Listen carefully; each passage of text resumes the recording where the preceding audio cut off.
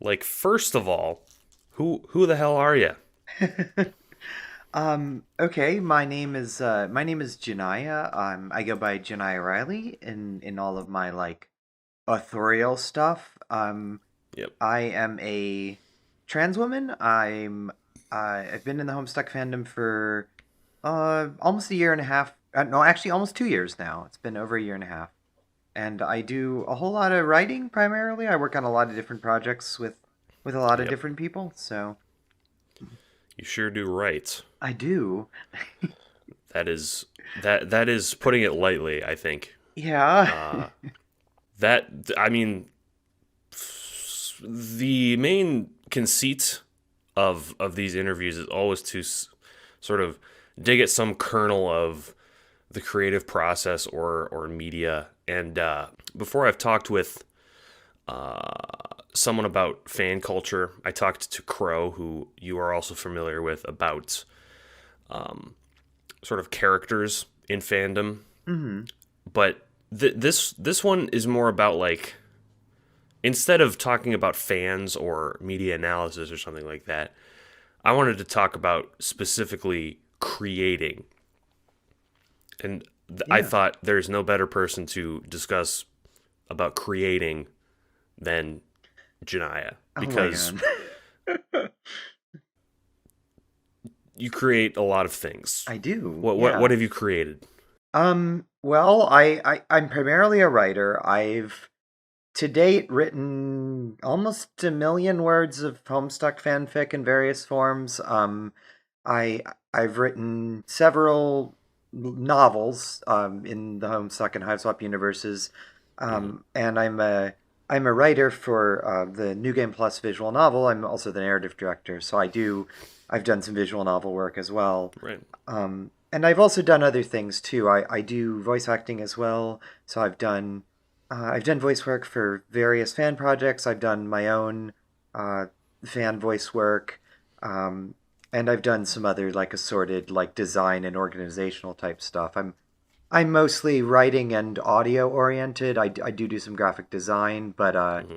I'm not I'm not so much into that particular visual medium. But Sure. yeah, Yeah. The main thing that I think is the most sort of eye catching is the hmm metric of a million words, because that is, I'm pretty sure, like one entire Harry Potter series worth of I just Homestuck fan fiction.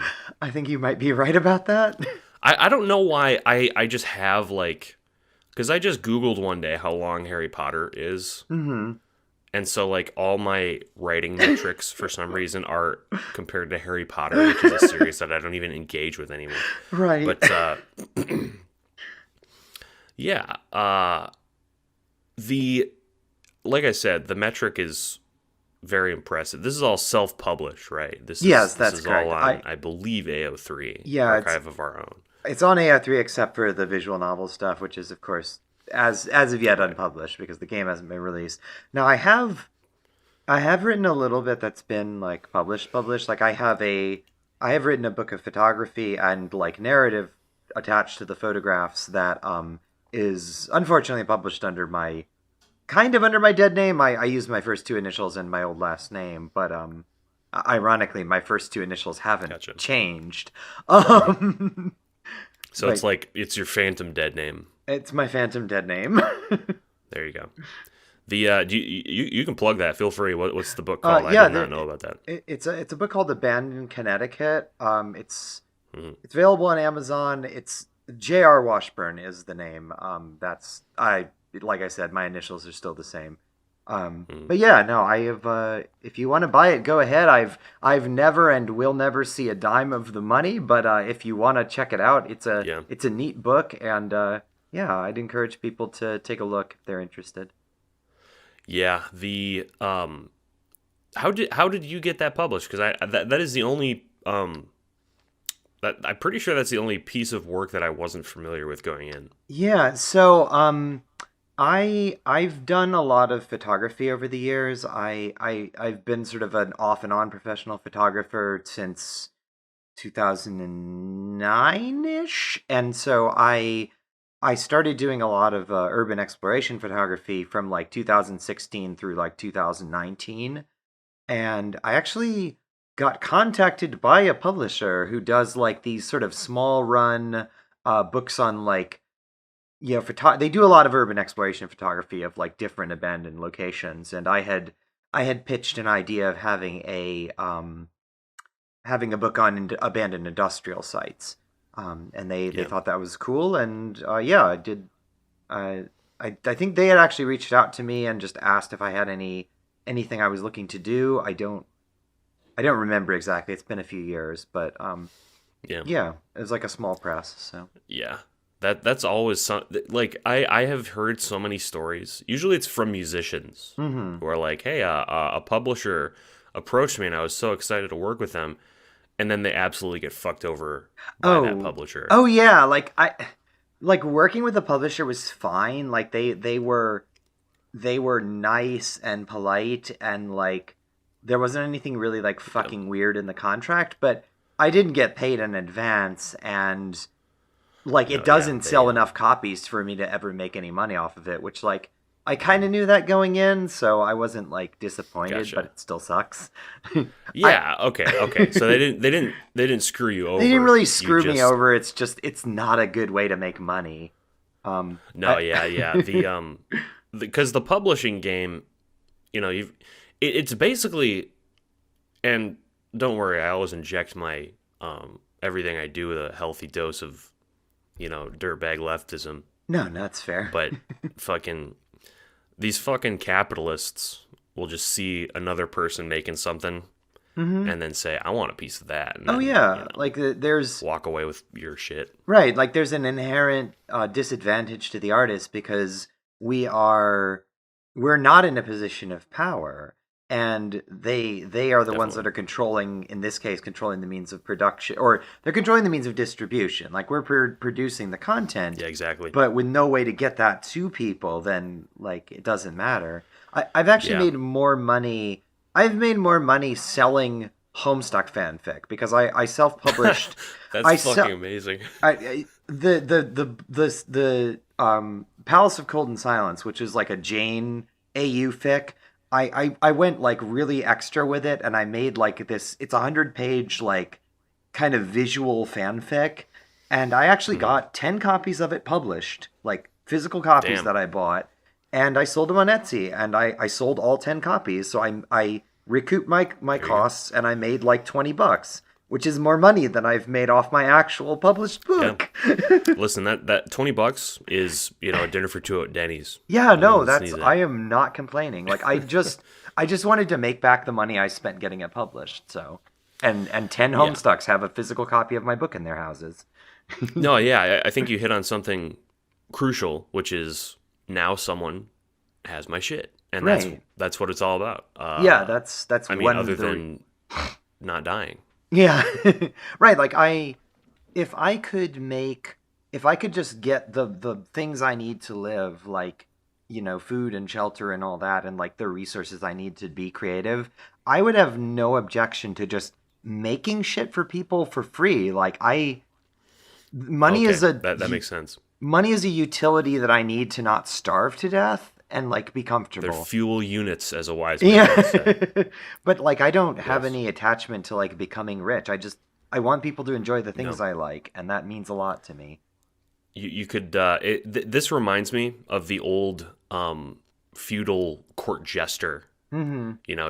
Just some, just find some rich patron and entertain all of his buddies. Right. That'd be the life. You know. Yeah, well, I mean, Find some king who really fucking loves Rosemary, the ship, right. and then you're set. You're done. Hey, He's like, oh man, I love this fucking. kings that like This, Rosemary, hit me up. Well, yeah. the patronage system was interesting because yeah, you had artists that were basically like they were basically employed specifically by a wealthy patron to like just make shit. And I don't think that's a good system because it's still like No, kind of no. inherently exploitative, but it's interesting. Yeah, I think, like you said, still exploitative. Hmm. I just I always get struck by how like under feudalism everyone was just kind of okay with a level of exploitation. And now under capitalism we have this veneer of like I'm trying to help you out. I'm a Yeah. publisher. I'm a Oh it's yeah. just disgusting. But yeah, the I think it's great to get your stuff published in some actual physical form, and I think Hmm. the I didn't actually know that. I thought it was all contained on AO3, which is pretty much the best platform for publishing. Which is ironic because it Yeah. started as an archive, not a a place where things were hosted natively. Right. Yeah, I mean it's a pretty solid platform for fanfic, and it has a robust like tagging and searching system, which I think is Yep, important. huge. Hmm. Yeah, I mean AO3. You have been on the internet for a long time, I have I assume. since Sort of a 1996 ish. yes, because you are. I won't say older because that sounds like I'm being I'm derogatory, but you are. I'm You're.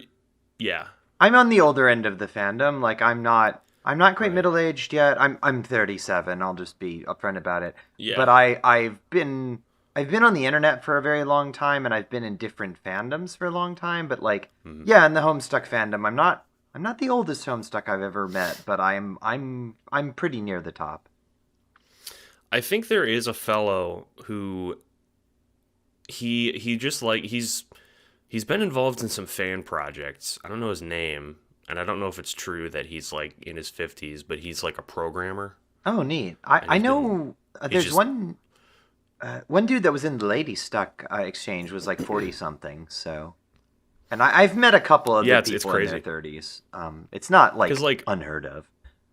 yeah, I it's because I hate to say older because 37 in my brain is not old because It's my parent because like when I was growing up my parents were in their 40s when I was very right. young, so I have a different concept of what old is. You're So I right. hate to say that, but you are older than like the vast majority of people who are into home stuff. Right. No, So I there's no know. I other know way what you to mean. yeah.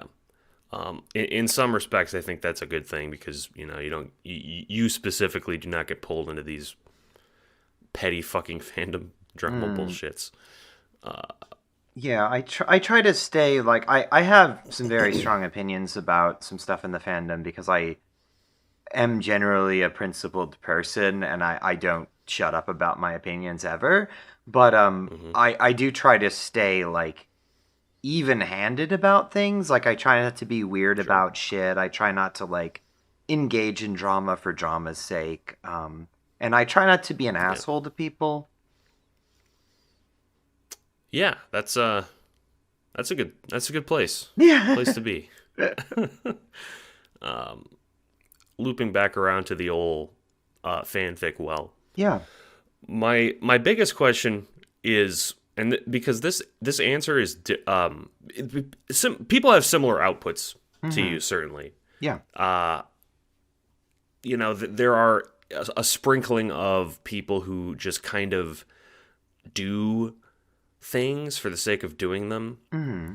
And in some respects, I think this is admirable because what we talked about before, because just for the love of getting stuff in front of people's eyes and, Yeah. and writing it.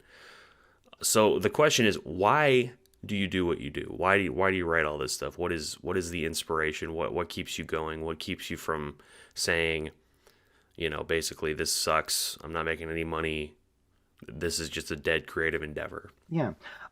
Okay, so that's a really good and multi-layered question. So, Yes. I'm trying to think of where to start with this. I guess one of the places to start is like the whole not making money thing. I think is interesting because um, I have tried a few times in the past to make money doing things that I like to do creatively, like photography or voice acting.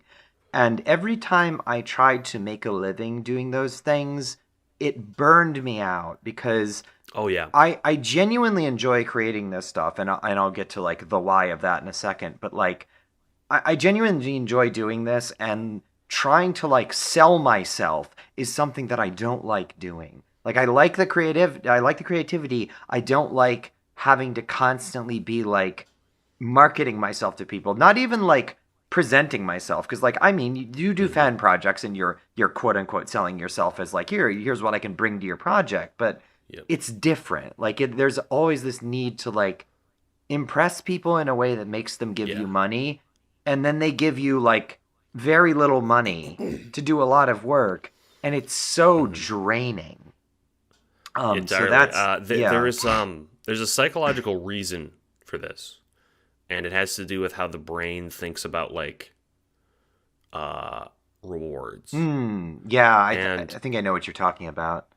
it's basically like this is why fan stuff, in my opinion, I don't know if this is the case for you, but whenever I do fan stuff for free, Hmm. the reward is always incidental. You know, people commenting on the video or the fic, Hmm. or, you know, someone finding it who I didn't expect, or just someone, you know, messaging me on Twitter and saying, like, hey, I like this fic. Will you write more?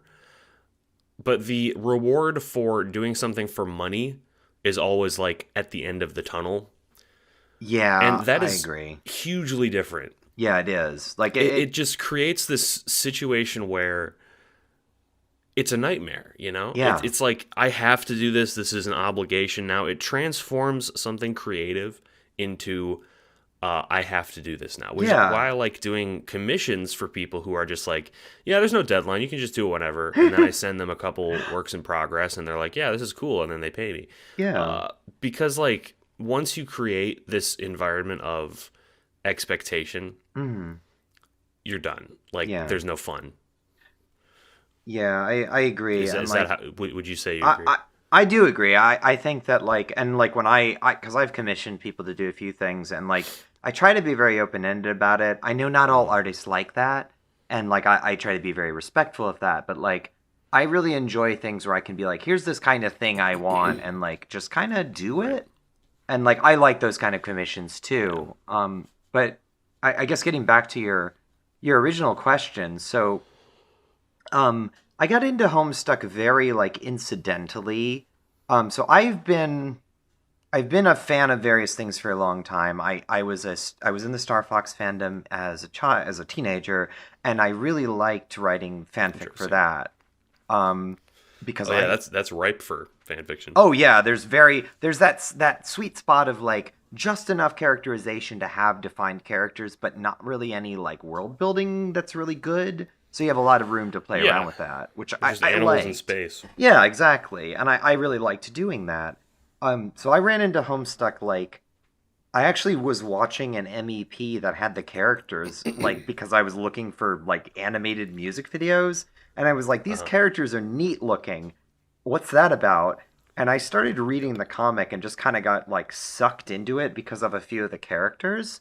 And actually That's how it goes. the reason I started writing fanfic was I got done with Homestuck. I read the epilogues. I didn't really care for the epilogues. And I was really dissatisfied with the lack of development that Vriska had at the end of the comic. Like she just kind of got all her character growth kind of reset and then just didn't go Yep. anywhere. And I was like, "Hey, that sucks." And I had been starting to write again like previous to this, and I was like, "Hey, I could probably write something about her getting like character growth." So I wrote this very like kind of trippy weird meta narrative thing where Vriska's set inside she's in the black hole and she's like talking to like the paradox space original narrator and like kind of going through like her internal monologue and thoughts and everything, and I don't know what it was about that, but something about that like exploration of the character really clicked with me, and I just started like going and didn't stop. Sure. Like it's Yeah. an for me it's an opportunity to explore a lot of different things using the lens of characters that I'm familiar with and that other people are familiar with. Yeah, that's huge. One of the things I love about fan fiction is that sort of it's sort of setting an archetype for yourself, right? Mm-hmm. Like, you know, everyone knows who the fuck Vriska is, so you can Right. use that as a leaping off point to sort of explore something that maybe Mm-hmm. happened to you or you're thinking about. Because a lot of fanfic I see is like very transparently this in some way happened to me, Oh yeah, and I'm using a different character to explore that. and I think like I think there's a balance with that. Like it's possible to write something that is so deeply personal that it's going to be hard to engage with it for other people. Like not to say that you shouldn't do that. Like that's a perfectly good and valid way to explore your own Yeah. shit, but like one thing I've tried to do is to draw heavily from my own experience. And you mentioned being an older fan. That's one thing that gives me a big advantage Yep. is I have a lot of life experience to draw on. Um, and I've been through some crazy shit too, which I try to like draw from as well. But one of the things is I also try to make it something that will be accessible to other people. And Hmm. like I kind of like I did that for a while, and I started to see people getting like interested in what I was writing, and I was like, oh, that's interesting. And then I wrote a story called Heir to the Listless, which is my June Egbert coming out story. And when I wrote it, I was still in the closet as not. I wasn't out as a trans woman. I was out as Hmm. non-binary. Um, and I Yes, very trans. the non-binary to trans femme pipeline. I'm Yeah, very familiar. that was mine. Yeah, Very good. actually your experience kind of like really Yeah. resonated with me. Um, but I did the thing where I like very transparently had like just literally stuff from my own past in there. Pun Um, intended. yeah. That's um, good. but so writing that story was like it meant a lot to me, and then I got a lot of people that were like talking about how much it meant to them. And it was like, and Yeah. then I shared the story with a writing group that I was involved in at the time that had some like professional writers in it and wasn't about fanfic primarily. I was like, hey, I've got this story. It's fan fiction, but it's not really like you don't need to know the world that much. And so I Hmm. gave them like a brief summary, and they really liked it. And I was like, oh, That's good. that's fucking dope. So I don't know. I got that kind of kicked it up as far as my like level of investment in the process because it's like, oh, something I wrote is meaningful to people and it's meaningful That's to huge. me. So, Yeah, there's two kinds of uh in my experience, this is mhm. no, I'm no scientist, but in my experience, there's two types of writers, and that is people who write basically exclusively for themselves, Mhm. and people who write basically for others. And those are the two extremes, and then people fall, excuse me, onto the spectrum Yeah. of, for instance,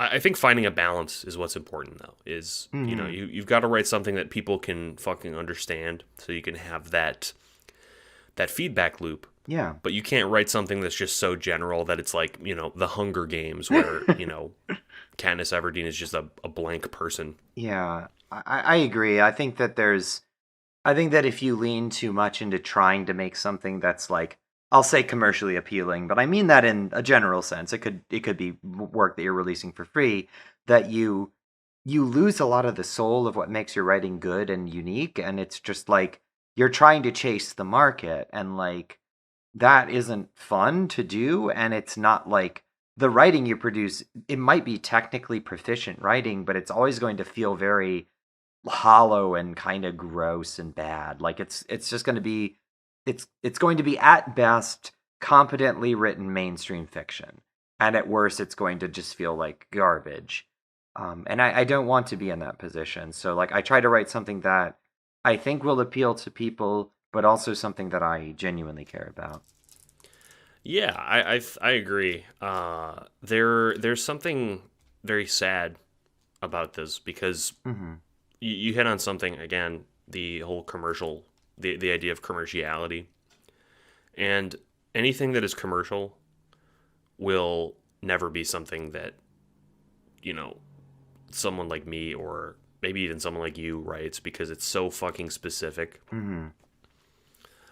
The appeal is very, not niche, but like I could never see some fanfic on the shelves as a bestseller. Yeah. Not because it's not good, but because the culture of books and the culture of publishers in this dying medium Hmm. is like just so fucking horrible. And Yeah, it really is. it's because books used to be this. How I understood it was when I was a kid, it was like films were just this, least common denominator bullshit. Anything that came out of Hollywood was it could be fun, but it was the early 2000s, so it was very much an age of this transition into basically hegemons just pumping out crap onto Mm-hmm. the silver screen. Yeah. And so books were in this time for me, this very it was free of that, right? Right. Like you could write a book about anything and it could still Mm. be compelling. And maybe I don't know if this has changed or I've just become more jaded, but in reading people's fan fictions, I just read this very rich swath of really good art Mm-hmm. that just does not exist on the written page that you can go to like Target and buy. Yeah, I think there's a different feeling to fanfic, and like it's interesting because you see a lot of like different levels of writing skill, and like different topics, and the way of writing it is a little bit different. Like it's got a very kind of like real feel to it, which I really like. I mean, like there is fanfic that's fairly polished. Like I would like to think that my work is relatively polished. Like I try to structure things as like legit actual books, but um not all of it is. I've written some very kind of like loose freeform stuff. It's a way to experiment with the medium, and like I think books as a like a medium are still that's still a big thing, but like there's definitely always that pressure with commercial work where you've got to make it generally appealing, and like sometimes you get a book that's an oddball, and it's a really creative, unique experience, and people like it for that. But there's also a lot of times where publishers just don't want to take a chance on something like that. Yeah, definitely. I agree. Hmm. There's I think in the book world there's a lot more diversity, like because I think the bar is just lower Hmm. for one than any other medium, like especially films and especially video games, Hmm. because Yeah. one guy can pump out a book in his studio apartment or going to Starbucks or something, Yeah. and that's a good thing, Yeah, no, I agree. because there are books like I read a novella when I was younger that stuck with me called The Brief and Frightening Reign of Phil, Mhm. that is about these weird fucking aliens who are like having a border dispute, and that could never be made into a game or a movie. Right. So there's a lot more opportunity for published work to be creative, and then you flip that to, if you don't even count published stuff, there's just this huge gold mine of fiction out there and Yeah. fan fiction. And I Oh, say I yeah. say gold mine because a lot of it is shit, but there's gold in there. Oh, absolutely. Yeah, like and you mentioned video games. That's actually another thing that I've really been um excited to see in general and in the Homestuck fandom specifically is the proliferation of indie games and like fan games that are being made that are holding themselves to the same standards as like actual like indie publishers that sell their games for money.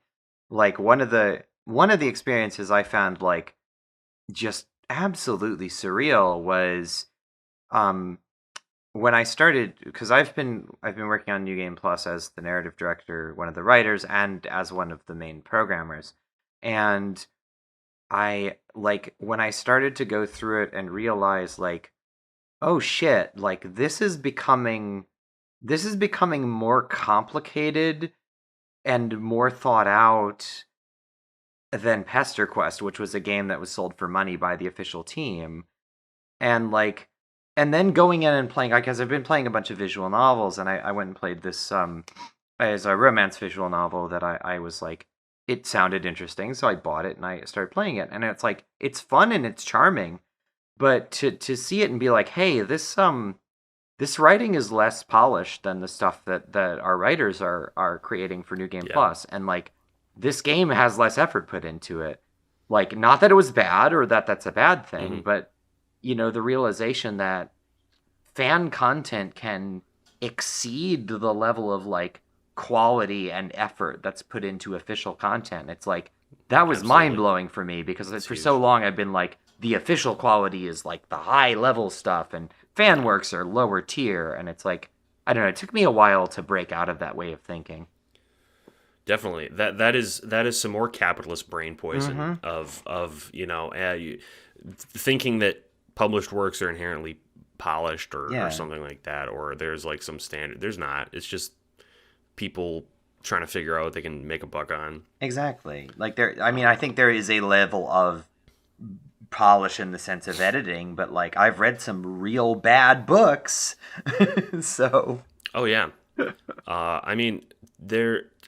What I had a similar sort of awakening, mhm. but it manifested very differently. In that, so how do I put this? I read The Fountainhead, and Ah. I thought this is the most. It was almost freeing. Like I read The Fountainhead, and I thought this is the most poorly written, like morally reprehensible drivel I've ever seen in my fucking life. Mhm. And I turned around and I said, if Ayn Rand can get this shit published, what can I do? You Exactly. know? Like I think I had I don't know.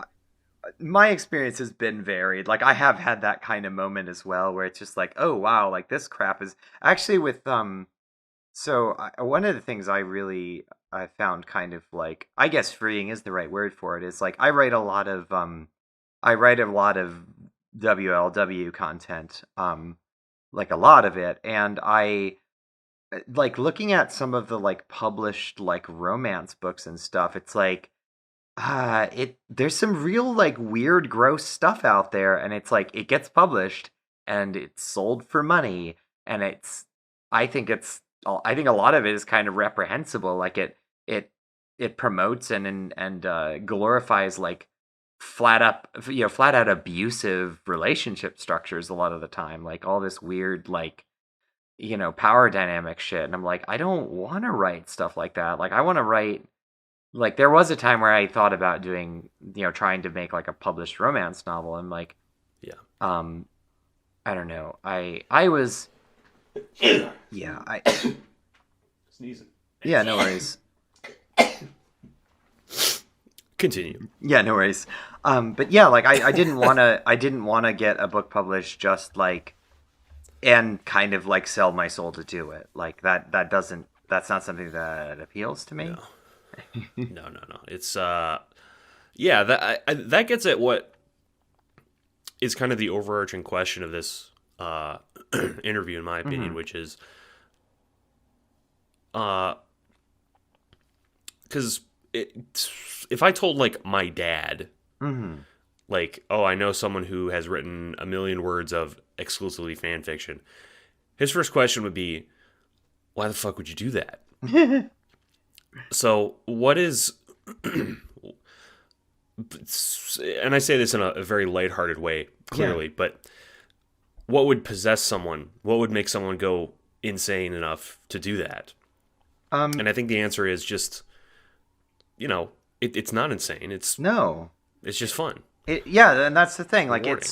it's something that like that's the bottom line. Is it's rewarding. Like it's something that I like writing. I like having the template of like characters that I care about and exploring them. Like I've written original fiction. I like writing original fiction. I also really like exploring these characters. Like these are characters that mean a lot to me. Like I've had like stuff about my identity, like deeply personal things that were inspired by this. Like I don't know if I've ever told you this story. I probably have. I've told it to a few people. The reason I like finally like I've been having the trans awakening thoughts since I was like 9. Um the reason I came out as trans and like finally like kicked all that into to gear was because I took a class specting quiz, and it assigned me the class spec for Kanaya, and I read that that was a female class, and I was like, ah, ha, ha, ha, but I'm not. Wait a minute. Oh my god. Yeah. So like That's huge. like it's a deeply personal thing, and like I set a goal for myself of writing a certain amount every day. I usually have an ongoing project. I like working on these things. I like being able to say something, and I like working with like people that I care about stuff. Like working on something like New Game Plus, where it's like we're saying something with this project. Like, yes, it is using the Homestuck fandom as its medium or its lens, but we're making a game where if you took the Homestuck character bit out, the game would still be meaningful and emotional, and it would be saying something. Well, that's the trick. Mm. Is so in a more sort of jaded way, I think Yeah. that I use fan fiction and fan work because it's more accessible to people. Oh, yeah, Because it I is. used to do a lot of my own sort of world building, and I would create these. I don't know. It was very elaborate. Like Mhm. I'd have notebooks full of names for countries and all this shit. And no one gave a shit about this, which is very discouraging. Oh, yeah, it But as soon is. as you take advantage of like an existing medium, you already have people who are like, "Oh, okay, I get this. I know who Vriska is." And in an accessibility way, it's good, and also Mhm. I get a big hit of serotonin when I see the funny internet number go up. Yeah, Lately. no, I I Um, I I think one thing I've heard before, and I'm kind of inclined to agree with it, is that all writers are a little bit needy and insecure. Like you feel good to know that something you created matters to people. Like, and I don't think that that's bad. Like people portray it no, like yeah, it's this horrible thing, but like that's fine. Like if you're yeah, definitely. to see something that you've written matter to people, I think is uh That's the is biggest thing. is good. Yeah, and yeah, I agree. Like leveraging a fandom that I care about and that other people care about as a way of like it kind of engaging with the audience, I think is really Yeah, really powerful. And then you can go somewhere with that and like you know who Vriska is, but like, do you really? And you can actually like dig into different interpretations and like you can basically do what I think that the official creators don't necessarily always do the best. And also, like, this is not unique to the Homestuck fandom or even unique to fan fiction, because, like, if you look at something like the Star Trek or the Star Wars extended universes, they basically hired people to write fan fiction. Like, that was yeah, a definitely. huge There thing. was a time where there was just you know Star Wars is I'm glad you brought that up because Star Hmm. Wars specifically was like they hired so many Oh, people yeah. to basically capitalize on it that they I, had to, the lore writers had to step back and say, all right, there's got to be a line here, and so they made extended canon, yeah, and that is so fucking cool to me. oh yeah, I grew up around the time when that was really kicking off, and like I read a bunch of those Star Wars books, and that's one of the things that inspired Yeah, me to write fanfic in the 90s, and like that stuck with yeah, me, that's all fanfic, Yeah, it's exactly. it's in a it's between a paperback pages, but there you go. There was because like some of this Star Wars shit was like not even about like I remember reading this book. Hmm. It had Star Wars on the front, and it was about an alien race that was never mentioned in Star Wars, about like the ecology of this planet that was never seen in Star Wars itself. Right. So the only overlap was that they were like in space, and I remember thinking like this isn't fucking Star Wars. Like they just slapped the name on it. And it was still a Yeah. good book, and I read it, but I was still struck with like, wait a minute. This didn't need to be Star Wars. And that's what I was talking about is leveraging this world Right. where you can say, all right, I know what Star Wars is. It's space people. And then you can like make your own bullshit about like, destroying the ecosystem Yeah, of a planet exactly. by accident. Yeah, and that's one of the things I really like about writing like AU fic, where you've got these like very divergent universes to explore, and like you can do some really cool stuff with it. Like the first fanfic that I remember distinctly reading for Homestuck that like stuck with me is a fic called Frontier Stuck, which is this kind of like Oh, that's cool. Alternia, Wild West, like 1930s hybrid. It's really, it was written pre Alpha Kids, so it's very like Beta Kids plus the trolls that had been introduced in Hivebend. Hmm. But it's really fascinating. Like they do some cool stuff with alchemy and like magic and Yes. Bec Noir and everything. It's like it's cool to see that. It's cool to see people do that. Yeah. It's you hit on something again, which Hmm. is a lot of the best Homestuck fan fictions or fan works. I'm thinking of like Vast Error. Mm-hmm. There's like Pet Stuck. Oh yeah. There's one specific fic that I'm thinking of where it's like it's a really sad one. It's the one where Vriska is like a criminal pet.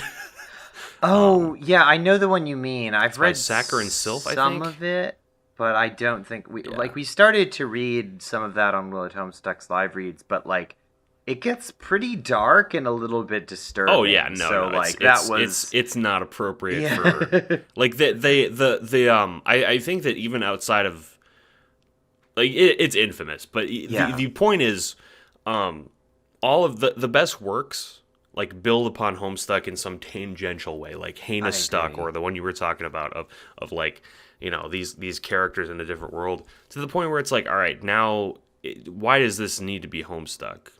Right. And And the answer is, of course, that same thing of like, all right, you have a baseline now. This is yeah. something to draw people in and make them understand. Right. Like one of And the yeah, that's good. yeah. I well one of the works that I really enjoyed writing of my own is the Plasticine Soul novel, which is a Hmm. kind of a it's a Yeah, that's good stuff. cyberpunk AU that hybridizes Beforus and Alternia, and like it takes all the characters and kind of like remixes who they are and what they're about. So like you still have a little bit of that touchstone of like Sure. the Homestuck universe, but it goes in a different direction with it. That was a lot of fun to write, and Yeah. like I don't know, I had it allows you to do a lot of world building, but still have that idea of like, okay, this is still Homestuck. It's still got these familiar characters, and I tried to take elements of them. Now it was a Dancestor story, so like you got to get rid of all the racism and the ableism and whatnot. But like it's still got like core personality aspects that you can leverage for these Yeah. characters in interesting ways. I think that's cool. One of the things that I thought about for specifically Plasticine Soul Mm-hmm. was my thought was you could 50 Shades of Grey this, Oh, I could. I've absolutely you considered could make that. you could publish this just control copy and replace the names Yeah, and so you could have oh yeah, a novel series. that's a That'd be good. project I will eventually do. So there's a few things I would change to make it more like mainstream accessible. One of them would be to reduce the number of POV characters and up the amount of like description for the characters, because it does still leverage your pre-existing knowledge of like the character's description and personality. So like Yeah. it does interesting things with it, but you can still say like, okay, like I know what kind of person Arania is, so like what I'm seeing Right. here makes sense. And like if you're doing a wholly original work, you do have to like establish a lot of that stuff. But yeah, I mean Yeah, it's like about an how tall imperialist. they are and shit. Yeah, it's about an imperialist. It's about an imperialist nation that does bad things to its people, which is a pretty universal and very relevant topic. Yup. Oh yeah, definitely. I have not read all of Plasticine Soul yet. However, I really like it. Thank you very much. And that is found on AO3. Yes, that's correct. What is your AO3 username so the fine viewers and listeners can find you, because I'm sure for this whole time their fingernails have been digging into their chair seats Uh, wondering. Yeah, so my AO3 username is Alt Universe Wash. That is the name I go by most places as far as screen names. So It's yeah, probably on the screen right now on the YouTube. So nice. That would be very helpful. Also, my name is unique enough that if you search for Janaya, I'm mhm. like the seventh result on Google. I'm like Oh, just cool. straight up my Twitter. I have the opposite issue where my name I go by JoJo, Uh-huh.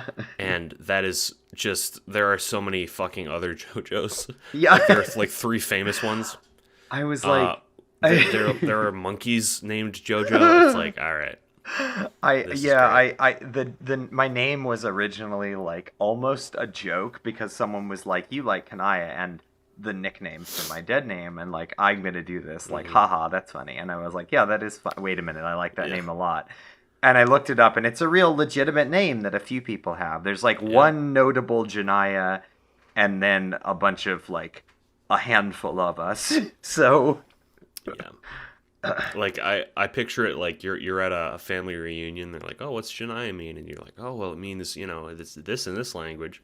But it then secretly in your brain, you're like, it's actually because I'm homestuck trash. Yeah, it's Kanaya combined with part of my dead name, and yeah, like because you get people that Um, feminize their dead names when they come out, and like that's oh that's yeah, a that's thing I've classic. That's huge. that's one I've considered doing.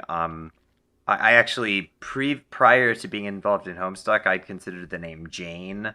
That was one of No, my like always interested in. And interestingly enough, the name June 2 years before Homestuck existed because I knew a classmate of mine was named June. I was like, that's such a pretty name. I love it. yeah, And yeah, for that's no huge. reason. I think that trans people really gravitate towards these mono or duosyllabic names that are just Hmm. like I don't know, almost generic in their femininity or masculinity. Like, Hmm. uh, there's a joke, at least among people who I know, Hmm. where trans people's names are like so fucking generic that all trans guys are named Lance, and all trans women are named like Megan or something. Uh-huh. Uh, I do like the name Megan, but actually.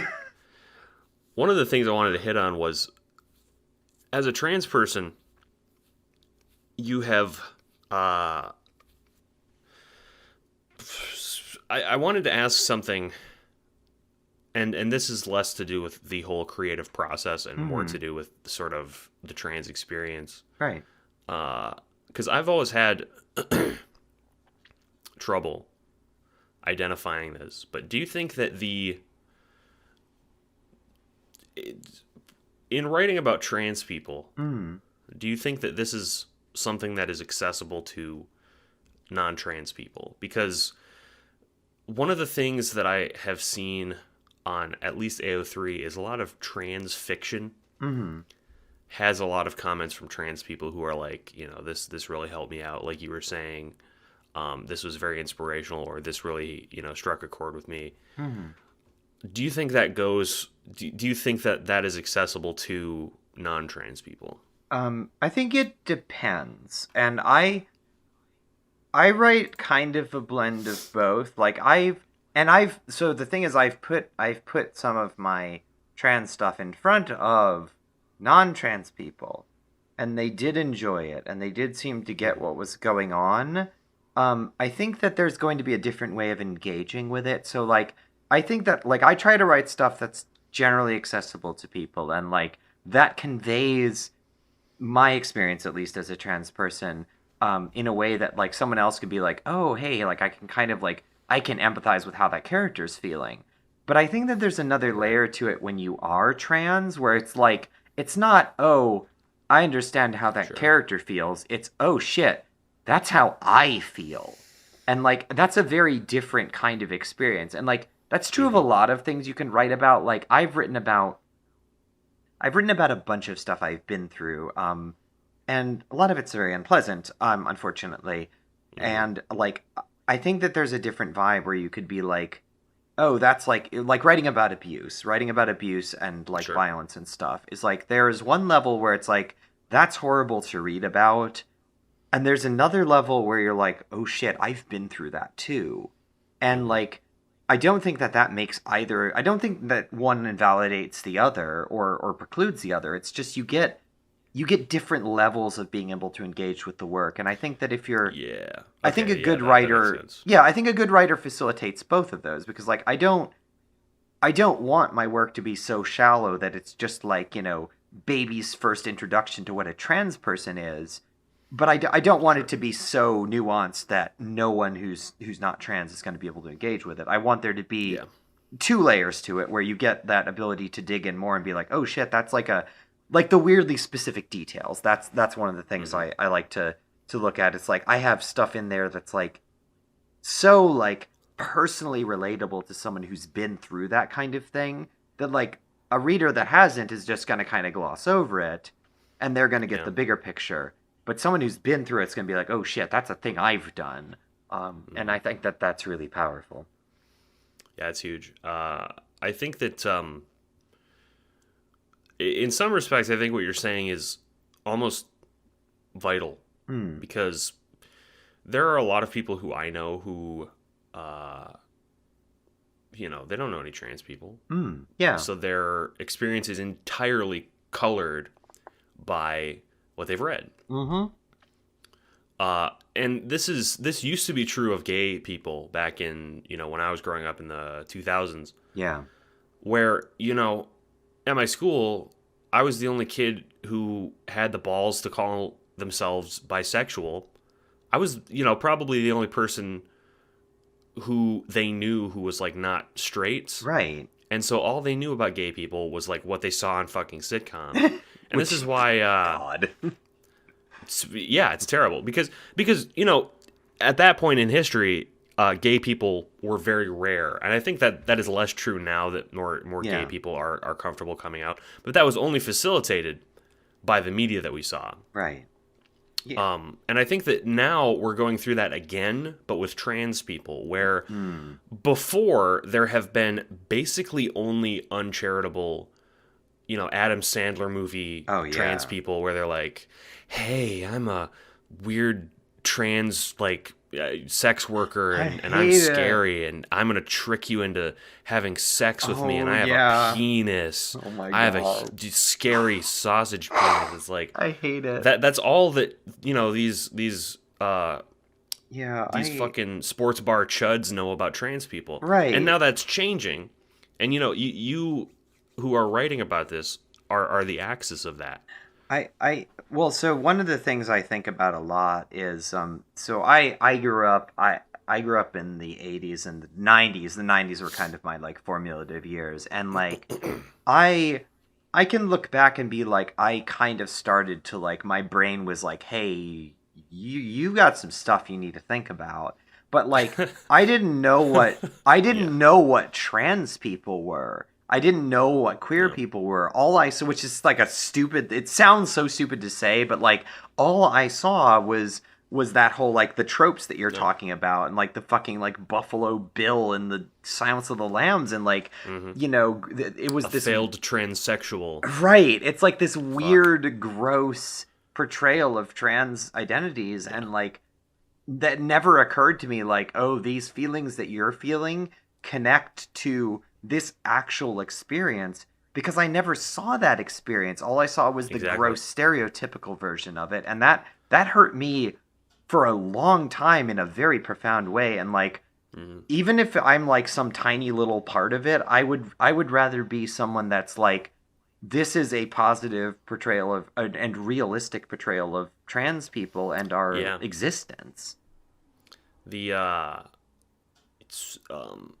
I think I only knew... So my parents were kind of outliers. They were very...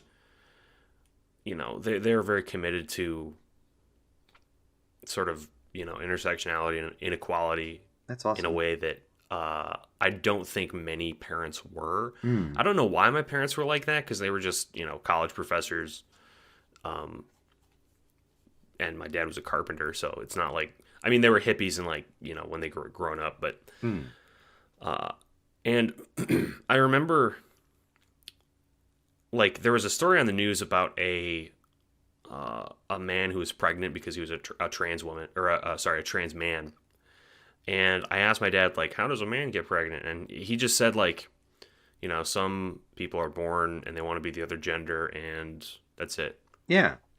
And even that simple of an explanation was like, all right, I understand this now forever. Right. And there are just so many people whose dads didn't take 2 fucking seconds to explain it to them, Right. or even explain it to them in Oh. such. Yeah, and So the first trans person they saw was in a fucking Adam Sandler movie. right, and that's very like that is actually harmful. Like I know there's the whole like, oh, it's just a work of fiction, but like if you're seeing that and nothing else, then it makes it out like, oh, one of the reasons I didn't come out as a trans woman when I first like pinged my gender identity finally was that I was absolutely terrified that people were going to make fun of me, people were Oh, going to be weird yeah, about definitely. it. Like I was just Like- so scared of that. There's this huge notion of, all right, I know what I am. Oh no. Right. It's like, Right. I'm going to have to deal with all this shit now. Like, it's almost as though you get done with your internal shit and you're like, all right, this is who I am. Fuck, Yep. I don't want to deal with that. Yeah, And like, there's so much external, and there's so many trans people I know who are like, only out to their friends, Mhm. because there's almost a dysphoria in like, basically the experience is, there's a trans man I know who is still presenting very feminine, and because that's how that's it. That's all he has is femininity right now, because there's no way for him to get medicine or help right now, and it's like there's almost a dysphoria in knowing that no one is gonna fucking see you as what you want, as what you are. Yeah, Because there's just no way to explain that to them. And some people do, obviously. There are some people who are like, oh, you're trans? Cool. Whatever. And then they move on with their lives. yeah, But there's so many weirdos who are like, who just don't get it. yeah. And it's like you're always having to explain this and risk being seen as the wrong thing to someone. yeah. It's very frustrating, and like and the thing is, when I did come out to people, because eventually I got to the point where I just like progressively was more and more like I can't fucking do this, and like when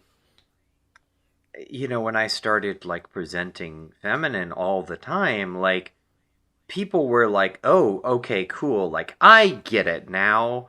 Like it's really weird. It's like when I was saying like, okay, I'm non-binary, I use they them pronouns. Like people were really bad about that. They're really inconsistent about it. It was very confusing to that's, them. And then I'm like, no, I'm a trans woman. By the way, here's a picture of myself. And then they're like, people hadn't seen me in like a year because the pandemic. So like people that remembered me now saw me with long hair, different facial features because of HRT, breasts, different skin texture because of HRT, no facial hair whatsoever, and they're like, oh, okay, that's a woman. I get that. My brain understands that. She, her, got it. Yeah, woman, she, her. I'm good. And like, people have generally been good about like not misgendering me, not dead naming me, not being shitty about it. But like, that was not something I was prepared for people to just be super shitty. And like people can be super shitty. Like I got very lucky. And I'm very aware of that. So one of my close friends from high school is trans. I will not name them, obviously. Oh yeah, of course not. Privacy reasons. Yeah. But there was a story that she told on social media, which was like, her neighbors were like yelling at her like slurs. God fucking damn it. And it's like, the nugget of optimism that I find in this is that she was able to get sympathy for this abuse, basically. Whereas in the olden days of 2005, if she'd done that, she probably would have just gone inside and fucking cried or something. Yeah, and like, I don't know. Yeah. Because, she got on Twitter and she was like, this happened to me. It sucked. And on first blush, I was like, oh my God, that sucks. But then on the other hand, there was nothing but positivity in those comments. Yeah. Like, that sucks that happened to you. You should go back and kick their ass, stuff like that. Yeah, that was actually. I'm just glad that the times are changing in that way. Oh, I agree. Like things suck and they're bad, and there's a lot of things that still need to change. But like, Yep. I think that there is positive movement, and like there are people out there that aren't shits. And like one of the things that I really stuck with me and like meant a lot to me was like the first time I posted like selfies of myself after I'd like started taking HRT and everything, and I got so many like people that were genuinely like, oh, you look really good, you look really pretty, I really like the way that you're looking. And I'm like, oh shit, because like I had a thing where I always felt very self-conscious when I was still presenting masculine about people saying I looked good. And like I always thought that was just like I didn't like people saying that about me just for no reason. And Yes. Oh, God, and then I realized That's it was huge. dysphoria No. when people said, "Oh, you look pretty," and I felt good about it. I'm like, "Oh, okay." That's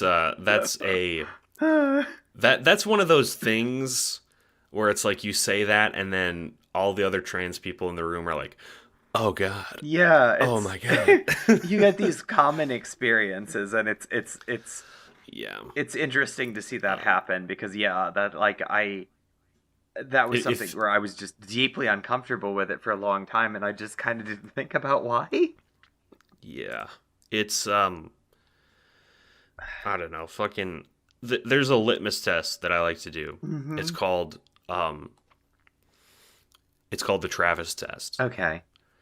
And so here it's kind of complicated, but it has helped. Okay. And there's a guy named Travis. He's in your biology class, and he sits right next to you. He's super friendly, and he is just like a sponge who will repeat whatever the fuck the opinion of pop culture is about something. Okay. What does he think of trans people in this moment? What does he think of gay people in this moment? Yeah. It's like, what is the most normie cishet dude who's watching Marvel Endgame think about this? Yeah. And right now in this moment, I feel like Travis, this imaginary, man, is like, he's turning the corner. He's like, all right, I get what trans people are. They can do whatever they like. It's like, I don't, he doesn't want to engage, but he's okay with it. He knows what it is. And that to me, as someone who has, I know that's not enough. I know there's more shit to be done. No. However, compared to the Adam Sandler era of the 90s and 2000s, it's like, thank fucking God we are not there anymore. Yeah, and like I know Because that that is, I know that there are people that are like there's a pushback against that, and I think that like I don't think it's a coincidence that while we're seeing like more acceptance for trans people, we're also seeing more and more shit from TERFs. Where like I think that these are yeah, those bigots. TERFs make me so confused. So there's this argument that's like, well, it's all identity politics because more people are coming out as trans than ever before. And it's like, yeah, because there's not as much social pressure to not come out, which is a good thing. Joan. Oh my God! Yeah, Karen. but I've talked to a former roommate of mine for a fair amount of time the other day, and we were talking about this, and she put it, JKR just fucking hates trans people. Like she just genuinely hates trans people. Like there are people out there that don't. It's not that they don't understand. It's that they genuinely hate us. No, and it's very complicated because there are people who sort of sympathize with what J.K. Rowling is saying. Like, well, shoot, I don't want to be in a bathroom with someone who I identify as a man. And for those people, you can just say, well, trans women aren't men. Right. And they're going to be in a bathroom stall, so it doesn't fucking matter. Right. Like, you're not going to know what they've got in their pants. And for those people, it's like, oh, okay, I get it now. But for J.K. Rowling, she genuinely just hates fucking trans people. Yeah, she's using and she doesn't it... even know she hates trans people. Right. So when you say to her, "You are a TERF, you hate trans people," she's like, "I can't believe you would be so rude to me. I've never been so insulted in all of my life." It's like, I think you know, I think she probably knows she hates trans people. She just doesn't want other people to think she. Yeah, I think she's even. I think she's crossed the threshold with that. Even like I think at this point she just doesn't give a fuck anymore. She just hates trans people and doesn't care who knows. Well, she there was I've been watching this develop for a long time, and what happened was basically, you know, first she said some things that weren't cool, and people were like, "Hey, maybe take those down," and she did, and she was like, "Well, shoot." And I think she got taken in by these people who were like, we shouldn't cede territory to these weird troons, and it's like, I'll probably edit that out, but it's like, you know, she got taken in by these ideologies who are basically like, you know, no, we don't have to think that trans people are legitimate, and we have a feminine experience, and it's like, oh yeah, she's arguing something that, because what I've seen from, and I'll say this ironically, natal women, they've said like, well, you know, we want that there is a different experience between trans women and women with, you know, assigned women at birth. Right. And I think that there's this conception that we're trying to blur the lines in some way, and it's like, no, you know, right. There's a reason we say trans women and not right. women. Even when we're comfortable with this, it's like, no one is trying to blur those lines. It's imaginary. Right. Like, I'm not, I don't think that I'm a cis woman, and I don't think that I'll ever be a cis woman, and I don't have any interest, that's not the point. Like, in tricking people. I just don't want to be, misgendered or dead named or treated like something. I am a woman, and I'd appreciate if you treat me like one. But, like, I'm not, like, you don't have to treat me like a... I don't want to say you don't want to treat me like a cis woman, because that's going to get into problematic territory. But, like, I don't think I'm a cis woman. Like, there are experiences that are unique to cis womanhood, but there's a lot more commonality as far as a society that sees you as a woman and wants to hurt you because of that. Right. Like, misogyny doesn't, like, definitely say, oh, you're trans, now I'll be not misogynist. They get worse, because then they add the transphobia on top of it.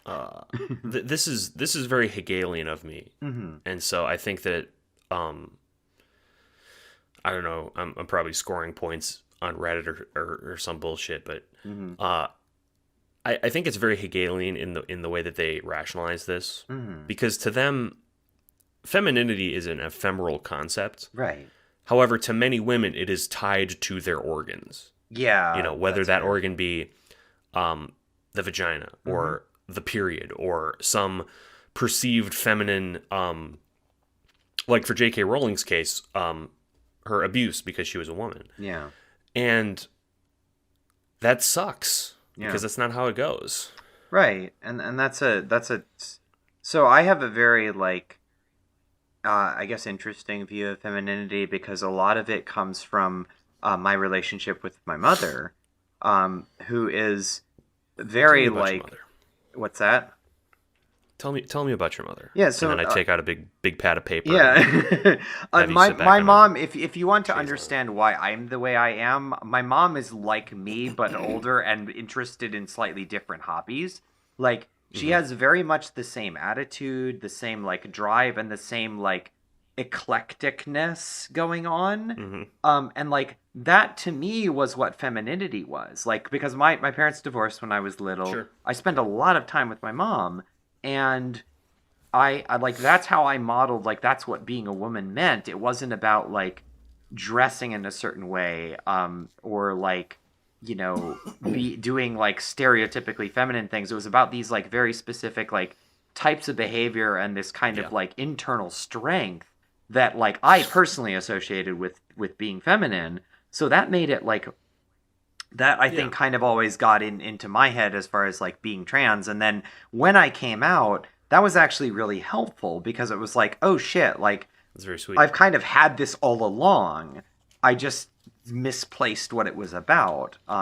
Like to the point where I have the same last name as my mom. I actually took her family last name, which I won't share on the air to not like super dox myself. But yeah, no, I took my mom's last name and always felt a way about not being that family name as a kid.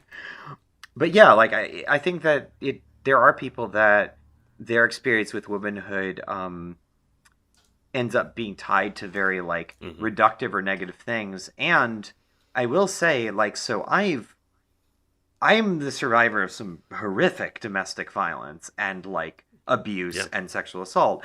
And so like I pointed this out to a few people is that the way I was treated both by my ex wife and by the courts like afterwards is how women get treated. Like it's very like dehumanizing, it's very like disempowering, it's very like, oh well, maybe that wasn't really abuse, or maybe the abuser is actually okay and should be allowed to like have contact with the children that she abused. And like that is very like unfortunately feminine coded in our society. So I've made the comment that like I was treated like a woman before I even came out as one, unfortunately in a very bad way. But there are people that define womanhood by that, and I think that's unfortunate because it's very reductive. Yeah, to me, I still feel an affinity for masculinity, and I don't know. It's just this very They're trying to make something that is ostensibly subjective into something that is tied to the objective. Exactly. So for me, for some people, like masculinity can be contradictory to different people. Like for me, masculinity is being very honest and open with your emotions like my parents were. But to someone else, masculinity might be, hiding all of your emotions like Red Foreman. And it's like... I cannot go out there and find masculinity. Right. I cannot find the font from which masculinity springs. And trying to identify these, conflate these concepts with something that is like, at the end of the day, J.K. Rowling is saying, trans women do not have uteruses, and it's like no one is arguing that. You insane person, right? No one is saying right, and it becomes well, you don't have a uterus. You can't even say don't have a vagina because there are trans women that do. But you don't have a uterus and you weren't born with the vagina, and like that's so fucking reductive and shitty. And your point is like I said, what I associate... Yeah, what is your point? That trans women are materially different? Like, the thing that everyone fucking knows when they're trans? The thing that is driven into our skulls? Like, that's... like, we spend a lot of time and effort trying to change some of those things because not because... Like, I don't want to change stuff about myself physically because society... thinks a certain way, although the people not being shitty to me in person is a nice bonus. I wanted to change it because I feel better about it. Like I like the way I feel better when I'm presenting feminine and when I like am taking hormones. I've gotten so many like you actually look happy for once comments. And it's like, because I felt like I was trapped inside my own fucking brain. I just don't know what the end game for these bathroom crusader turfs are. I don't know. Someone made I don't know who it was, but it's stuck in my head so fucking vigorously. There was a caption contest, like for one of those New York Times caption contest things, and it was like a bouncer outside of a bathroom, like with velvet rope, and there was like a big line.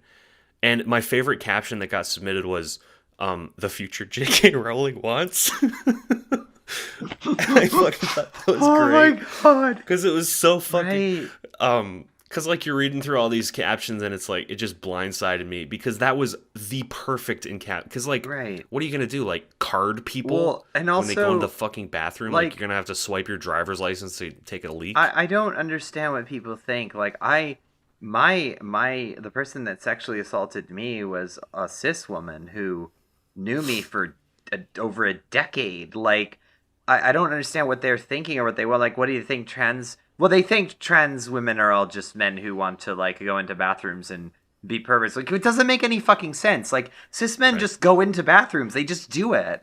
And like, and what, like, you wouldn't want a cis woman in the bathroom to like expose herself either. So like, what the fuck are you talking about? And so to clarify, because in case anyone thinks that we are constructing a straw man, I just want to impress that like this is the best understanding. I've read all the shit that J.K. Yeah, Rowling has I put out on don't. this, and this is the best understanding that I have of what she's saying. So if someone wants to fucking explain it to me, I'll listen. But at this point, it's like this is. I don't know. It's fucking. It's incoherent. It's very like.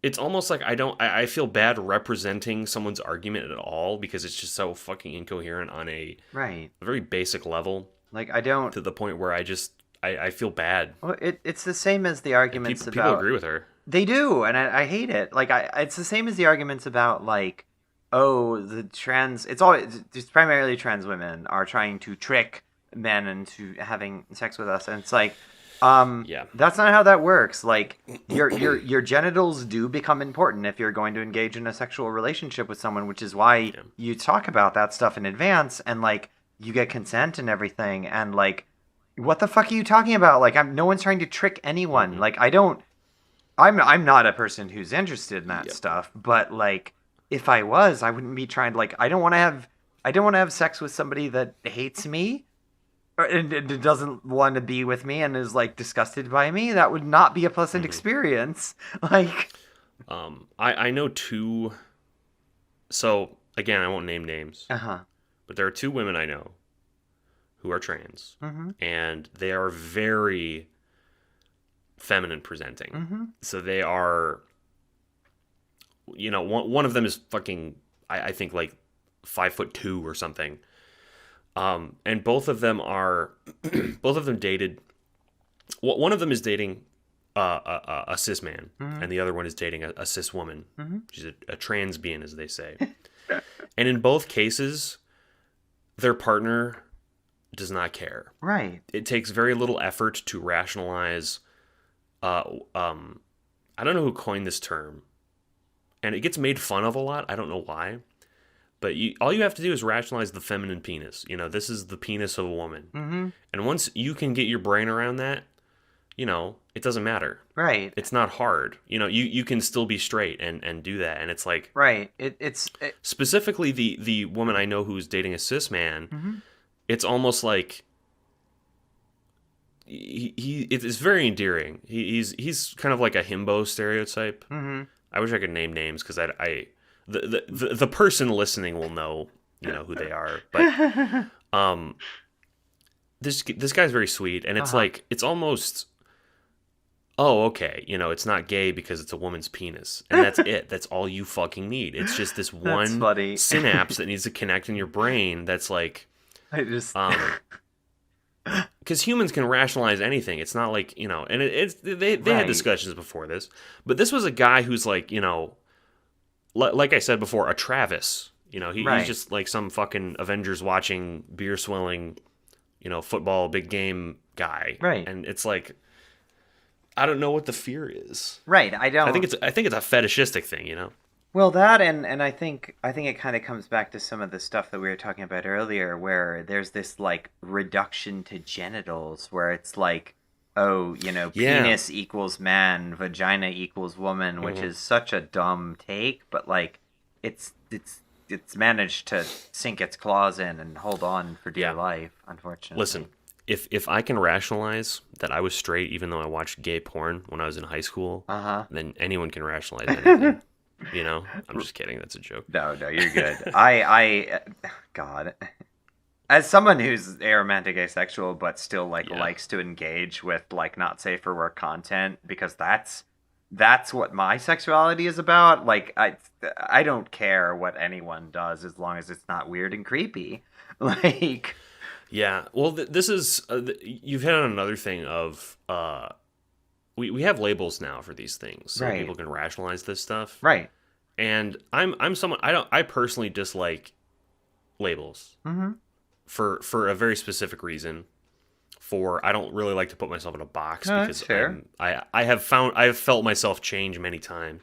Yeah. But so when I say I don't like labels, it's because I don't want to put myself in a box. I'm not saying I don't think labels are good, Mm. Right. categorically probably. But when other people say I don't like labels, they're saying I don't want to hear about your weird new sexuality that was invented Right. recently, and I don't Right. want to have to reckon with that. Right. And for me, No.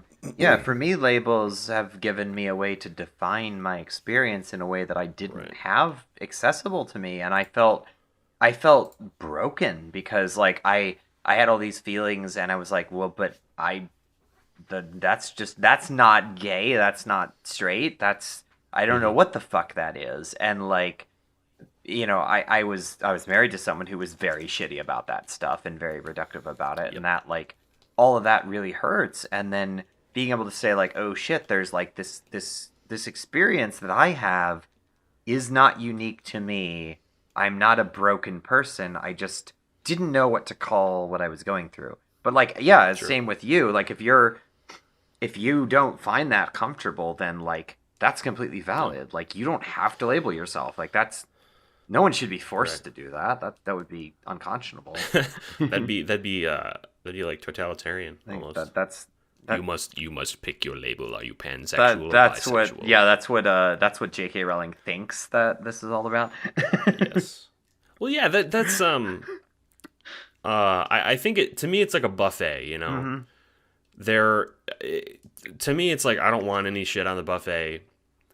I'm just gonna pick something token Yeah. if people ask.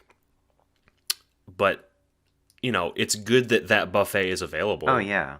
Because like people fucking you can pick a salad or a pizza or Mhm. I don't know, this metaphor sucks. But Yeah. you get the idea. It's like it's Oh, good yeah, that the absolutely. buffet is there because it gives, and that's why I love seeing all these teenagers are like, ooh, xenogender. Yeah, no. I think I'll do some gender today. And it's like the fact that kids are engaging with this, and I think it's fine. There are so many. What about the children? Oh my goodness. What if there are chemicals that are being given to our children by corrupt pharmaceutical companies that God. want trans people? And it's like I I don't think that it's not that deep. no, it's not. And I've made This the 14-year-old comment. just invented meow gender or something. Yeah, It's fun. it's fine. I've made the comment before that like because I've heard this about like puberty blockers and stuff, and it's like I was involuntarily given hormones as a child by my body that did the hormone thing without my Yeah. like I didn't like that. I don't the effects of testosterone are a pain in the ass to reverse, and some of them aren't reversible. And like I would have loved to not have to deal with that, but like I Yeah. lived in a time where that wasn't a thing that people like knew about, or they Yeah. knew about it but they didn't care, and it wasn't widespread. So Yeah, I think there will always be this prioritization of what is normal in a Mhm. sense, because like agreed. there is, um, people will always think it's kind of fucked up to stop puberty because puberty is natural or something, or Mhm. changing some kids' chemicals. But you hit on something that I've never thought about, which is, I didn't ask my brain to do this. Right. I don't. I like I volunteered for puberty the second time around. So like that's fine. I knew what I was getting Yeah. into, but like testosterone changes a lot about you, and that Yeah. sucks, and I don't like it. Like getting rid of facial hair is such a pain in the ass. There was if there's a good account of this. Oh shit! It was an NPR interview I heard Mhm. about a trans woman taking testosterone for the first time, Hmm. and it just changes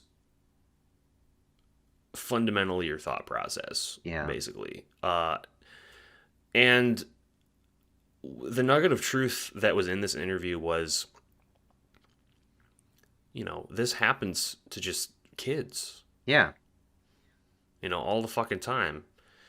And that kind of decides what they're going to be for them. And if we can live in a world where, most people, I think, are going to be okay with what their body gives them. Yeah. Because they have a very strong sense of that gender. Most people I know have the gender that they were born with. So, in these fringe cases, if a person says, I'm genuinely uncomfortable with XYZ, that's fine. We can trust that about them. I don't know. It's this weird idea that like you might disrupt your own natural stuff. It's like, we're not animals. Right. We have doctors now that can fix this. Right. Stuff You us. just disrupt your natural. It's a hard case because dying of diseases. Like. It very much is not natural. Like, even being trans is not quote unquote natural, but this prioritization of nature or, how things are supposed to be, quote unquote, it's like, right. I mean, it's something that people don't really question. Right. Like that idea of like that weird like obsession with the natural is like, yeah, like before we had hormones and surgery and stuff, you just kind of gotta like live with dysphoria. Like, yay? Yeah. It's just like the argument of like, well, we should just like it'd be like saying, well, we should just live with all these old diseases that we have vaccinations and treatments for. People do say that. I know they do. It's so fucking stupid. But yeah, Jehovah's Witnesses don't allow their members to get blood transplants. Yeah. Or blood transfusions. Transfusions, right? Very, very strange. It is. I just wish that there was not this worship of what is natural is not necessarily what is correct. This has been demonstrated time and time again. But for some reason, in the realm of gender, it's still prioritized. Right. And like, yeah, I would love to be able to just be a cis woman. That would be fantastic. Because there's so many like procedural things that are just annoying. But like, that's not an option I have. So I got to make the most of it. You got to write about it. Yeah. Like I get to, You got to read Ranma 1/2. I have read Ranma 1/2. Fucking, I can't believe, because I saw Ranma 1/2 like on a manga shelf, and I just picked it up, and I was like, "Ooh, boobs," and I did not know at the time. My little 12-year-old brain was like, it's like, I wish I could go back in time and just watch myself pick up that fucking book off the shelf and just like put my hand on my young shoulder and be like, son, you are gonna shit's gonna fucking wake up in your brain. Really like that. I think that's a very common like a fantasy among trans people, is be able to like speak to your younger self and be like, hey, we gotta talk about some stuff. Yeah. Like, hey, why do you look like that? Right. Why does my future self look like it? That would be a good fanfic. But yeah, this has been wonderful. Thank you. Is every time I interview someone, I feel like there's some new perspective that I just integrate into my own fucking mind. It's like I'm collecting viewpoints. But yeah, I think that people will like this. We kind of got off track. We did in a good way. we started out talking about a very comprehensive discussion about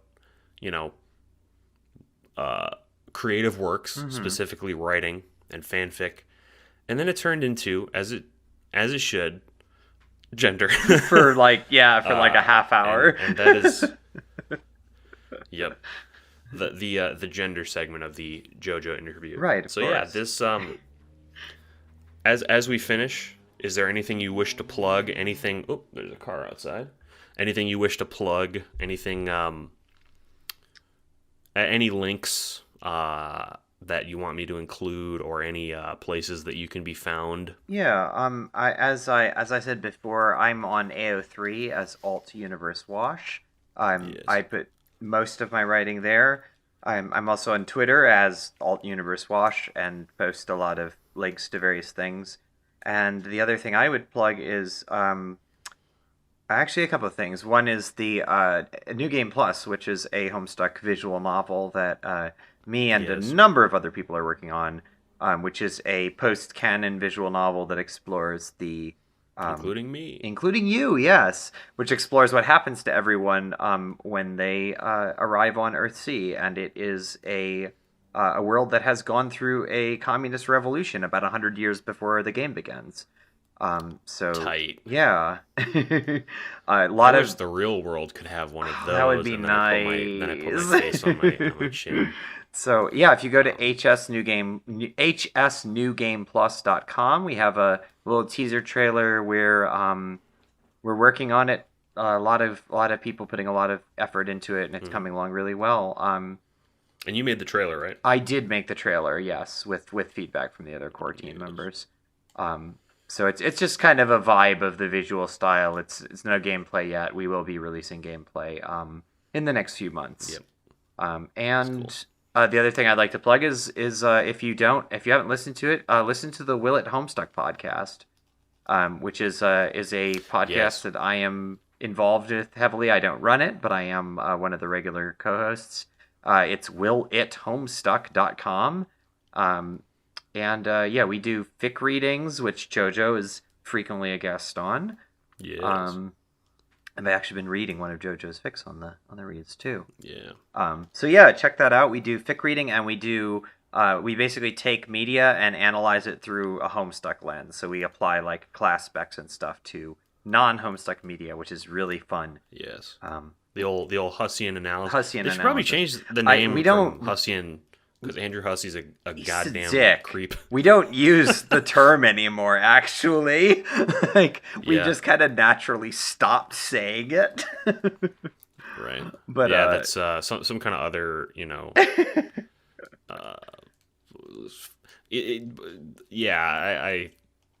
we got to think of a name for that. That's funny. We do, yeah. But yeah, check that out. We the last episode that I was on is we did Shrek.